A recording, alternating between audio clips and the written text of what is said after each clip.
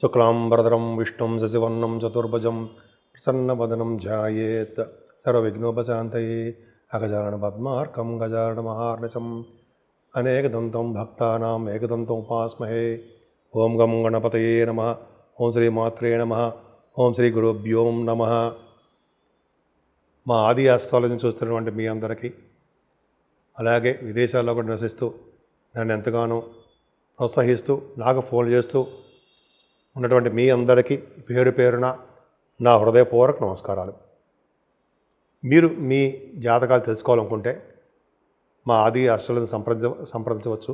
ఈ number phone చేస్తే నేను లిఫ్ట్ చేస్తాను, నేనే మీకు సమాధానం చెప్తూ ఉంటా. అంతేకాకుండా మీ జాతకాలు చెప్పించుకోవాలనుకుంటే date of birth, time of birth, place of birth ఈ మూడు ఉండాలండి. ఉంటే మనం జాతకాలు చెప్పచ్చు. ముహూర్తాలు కూడా పొడుగు పెడుతూ ఉంటాం. పొడుగు ముహూర్తాలు, పెళ్లి ముహూర్తాలు అన్నీ కూడా మన ఆది ఆస్ట్రాలజీని చేస్తూ ఉంటాను నేనే. మీకు నేను చెప్పిన ఈ వీడియోస్ నచ్చితే షేర్ చేయండి, మీ ఫ్రెండ్స్కి సబ్స్క్రైబ్ చేయండి, అలాగే నన్ను ఆశీర్వదించండి. ఇప్పుడు మనం ఏప్రిల్ నెల 1వ తారీఖు నుంచి 30వ తారీఖు వరకు కూడా 12 రాశుల వాళ్ళకి ఎలా ఉండబోతోందో తెలుసుకుందాం. మీనరాశి వాళ్ళకి రవి, బుధ, శుక్ర, శని, రాహువులు ఇలా 6 గ్రహాలు అంటే 5 గ్రహాలు ఆల్మోస్ట్ మీ దాంట్లో ఉన్నాయి. అలా ఉండడం వల్ల అంత అద్భుతమైన పని కాదండి. మీరు ఎక్కువగా కష్టపడితే కానీ సక్సెస్ కాలేరు, అదొకటి ఉంది. కానీ రవి బుధుల వలన తెలివితేటలు ఎక్కువ ఉంటాయి.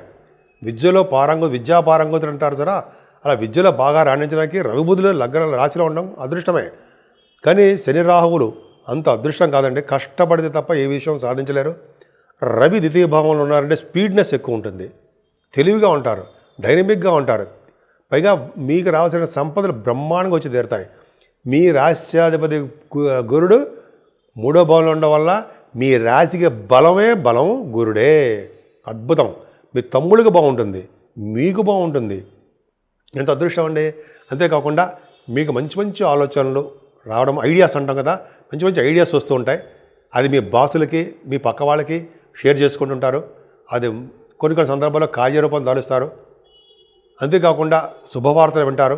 ప్రయాణ షార్ట్ జర్నీస్ ఎక్కువ చేసేస్తూ ఉంటారు. అందున తమ్ముళ్ళని కలవడానికి, చెల్లెళ్ళని కలవడానికి చేస్తూ ఉంటారు.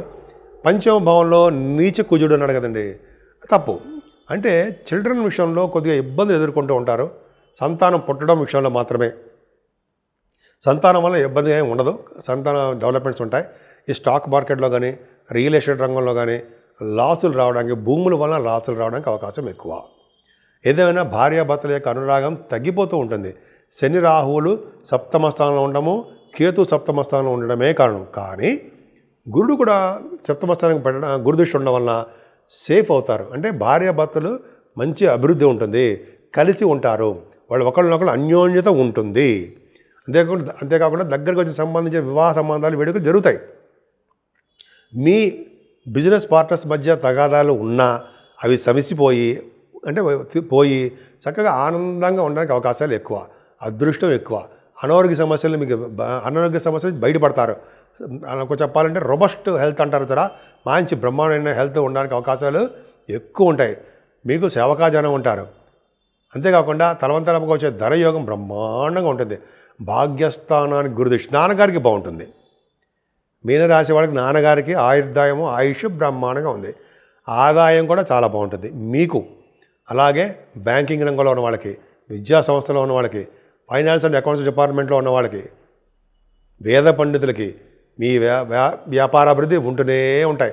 అలాగే ఫుడ్ బిజినెస్, క్లాత్ బిజినెస్, బంగారము, వెండి ఆభరణాలు ఇవన్నీ అంటాం కదండి. 9th హౌస్ అద్భుతంగా చాలా చాలా బాగుంది. పుణ్యక్షేత్ర దర్శనాలు మీకు చేసుకుంటారు. కాశీ వంటి క్షేత్ర దర్శనాలు మీకు చేయడానికి అవకాశాలు ఎక్కువ. విదేశ పర్యటన చేస్తారు. సినిమా రంగంలోనూ, కళారంగంలోనూ విశేషమైన ప్రతిభ కనపరుస్తారన్న సందేహం లేదు. మీకు షూటింగ్ల రీత్యా విదేశ పర్యటన ఉండబోతోంది అన్న సందేహం లేదు. భాగ్యస్థానం చాలా బాగుందండి. మీరు ఏ వ్యాపారంలో ఉన్నా సరే ఆ వ్యాపారము దినదిన ప్రవర్ధమానం అయి తీరుతుంది. ఇక్కడ ఒక చిన్న సమస్య ఏంటంటే, ఇక్కడ 10th హౌస్ లార్డ్ బాగున్నా 10th హౌస్కి శని దృష్టి ఉంది. అంటే మీరు చేస్తున్నటువంటి కర్మస్థానం అంటాం. మీరు చేస్తున్న ఉద్యోగాల్లో భద్రత తక్కువగా ఉంటుంది. అలాగే ముఖ్యంగా సాఫ్ట్వేర్ రంగ ఉద్యోగస్తులకి, లేకపోతే మీరు ఏ గవర్నమెంట్ ప్రొఫెషన్లో ఉన్నా ఎక్కడున్నా సరే ఉద్యోగంలో కొద్దిగా ఇబ్బందులు కలుగుతాయి. మీ బాసుల వలన, మీ పక్కన ఉన్నటువంటి ఉద్యోగస్తుల వలన ప్రాబ్లమ్స్ క్రియేట్ అవుతాయి మీకు. కానీ గురుదృష్టి దశమస్థానానికి ఉన్నప్పటికీ కూడా మీరు మాట పరుషత అంటే మాట తొందరపాటు పడకుండా మౌనంగా మీరు మౌనం వహిస్తూ ఎక్కువ కఠినంగా మాట్లాడకుండా ఉంటూ వాళ్ళ ప్రేమని మీరు పొందాలి. వాళ్ళ ప్రేమ అంటే మీ సహాయ సహకారాలు చేసేటువంటి మీ మిత్రులు, బాసులు, వాళ్ళందరితో సౌమ్యంగా ఉండడం వల్ల మీరు సక్సెస్ అవుతారు. 11వ భావాన్ని గురుడు చూస్తున్నాడు, కుజుడు చూస్తున్నాడు. అంటే మీ వ్యాపార అభివృద్ధి ఖచ్చితంగా బాగుంటుంది. భాగ్యస్థానానికి గురుదృష్టి, లాభస్థానానికి గురుల దృష్టి కూడా ఉన్నాయి కాబట్టి రియల్ ఎస్టేట్ రంగంలో ఉన్న వాళ్ళకి చాలా అభివృద్ధి ఉంటుంది. మీరు ఏ వ్యాపారం ఉన్నా ఆ వ్యాపారము మిన్నా. అంటే ఉద్యోగం కన్నా వ్యాపారం మిన్నా అంటాం కదా. వ్యాపారంలో దినదిన ప్రవర్ధమానం అయిపోతూనే ఉంటారు. ఉద్యోగంలో కొద్దిగా ఆటంకాలు, కష్టాలు ఎదుర్కొంటూ ఉన్నతమైన స్థితికి రావడానికి కూడా అవకాశాలు మీకు ఉన్నాయి. ఏదేమైనా మీకు మొండి పట్టుదల ఎక్కువ ఉంటుందండి. అంతేకాకుండా సాధించాలనే తపన ఎక్కువ ఉంటుంది. డైనమిజం ఎక్కువ ఉంటుంది. స్పిరిచువాలిటీ కూడా మీకు ఎక్కువ ఉంటుంది. దేవుడి మీద ప్రేమ, అభిమానము, దేవుడి మీద భక్తి ఎక్కువ. సో మీరు పూజించవలసిన దేవుడు అమ్మవారిని పూజించడం వలన, వెంకటేశ్వర స్వామికి ఆరాధన చేసుకోవడం వలన, మీకు ఏ విధంగా వీలుంటే ఆ విధంగా గాయత్రి మంత్రం వలన, సూర్య భగవాన్ ఆరాధన వల్ల, మీరు ఎలా వీలుంటే అలా మీకు ఏ దేవుడు ఇష్టం ఉంటే ఆ దేవుడిని పూజించడం వల్ల అన్ని రంగాల్లోనూ ముందంజలో ఉండడమే కాకుండా ఉద్యోగ ప్రాప్తి, ఉద్యోగ భద్రత, ఉద్యోగంలో డెవలప్మెంట్స్ ఉండడానికి అవకాశాలు మీకు ఎక్కువ ఉంటాయి. ఈ ఏప్రిల్ నెలలో 12 రాశుల వాళ్ళు చేయదగ్గ పూజలు ఏంటంటే 12 రాశులు అంటే మేషరాశి నుంచి మీనరాశి వరకు కూడా మన ఏప్రిల్ నెలలోనే 6వ తారీఖు శ్రీరామనవమి. అద్భుతం. శ్రీరామచంద్రుడు, భద్రాద్రి రాముడు, అలాగే ఒంటిమిట్ట కోదండ స్వామి కళ్యాణాలు ఈ ఏప్రిల్ నెలలోనే జరగబోతున్నాయండి. మనం అందరం కూడా శ్రీరామచంద్రుడి యొక్క కృపకి మనం పాత్రలవుదాం.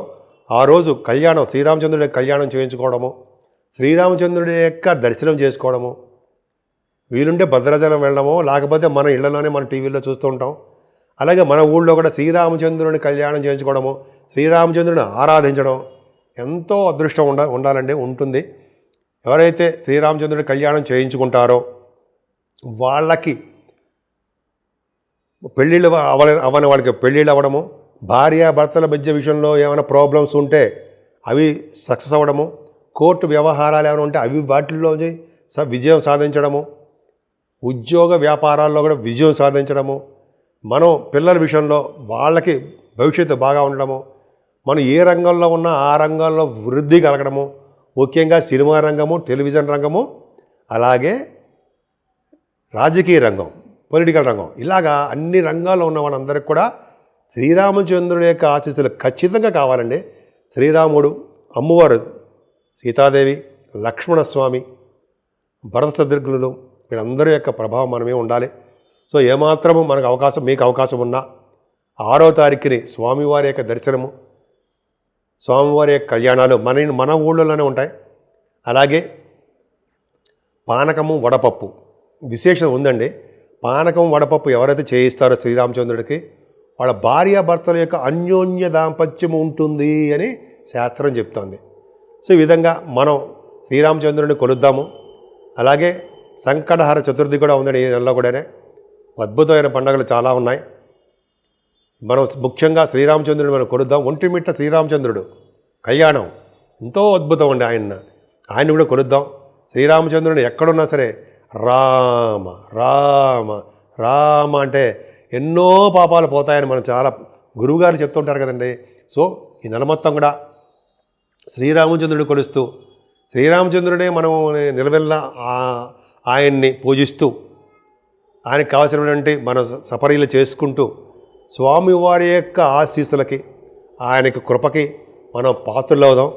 మీ అందరికీ కూడా ఈ చూస్తున్న మీ టీవీ మన టీవీ అంటే మన ఆది అస్ట్రాలజీ చూస్తున్నటువంటి మీ అందరికీ కూడా ఈ నెల మొత్తం కూడా శుభాలు చేకూరాలని, విదేశాల్లో ఉన్న వాళ్ళకు కూడా మంచి జరగాలని, ముఖ్యంగా మీ ఉద్యోగ భద్రత ఉండాలని, సాఫ్ట్వేర్ రంగ ఉద్యోగస్తులు కానీ ఏ రంగంలో ఉన్నా సరే వాళ్ళకి, అలాగే వ్యాపారస్తులకి చాలా బాగుండాలని, దినదిన ప్రవర్ధమానం అవుతూ ఉండాలని, సినిమా రంగంలోనూ టెలివిజన్ రంగంలో ఉన్న వాళ్ళందరూ కూడా ఎప్పుడూ ఆనందంగా ఉండాలని, ప్రజాసేవ చేసుకుని పునీతులు అవ్వాలని, అలాగే శ్రీరామచంద్రుడిని మనం నిలువెల్లా కొలుస్తూ రాముల వారికి అలాగే శ్రీరామచంద్రుడి వారికి ఆయన కొలుస్తూ మనం మర్చిపోకుండా ఉండవలసిన దేవుడు ఆంజనేయ స్వామి.